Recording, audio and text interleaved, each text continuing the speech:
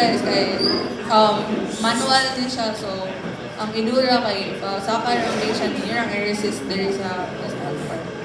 So please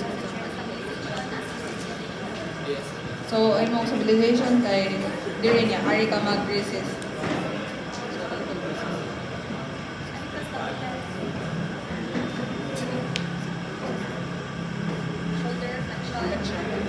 Extension.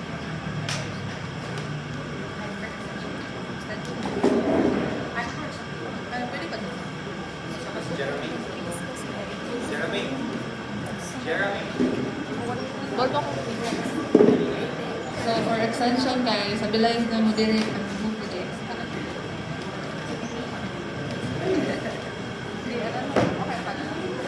So for extension guys, so ipa-extend na ninyo ang arms ng patient na diri mo mag stabilize na diri mo mag-resist sa ubos.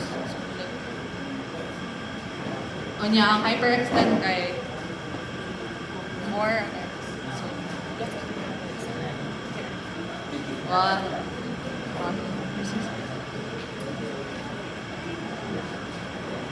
Sige, bantayin lang ang position sa patient ha. Kay graded ba yan na inig cracks. okay.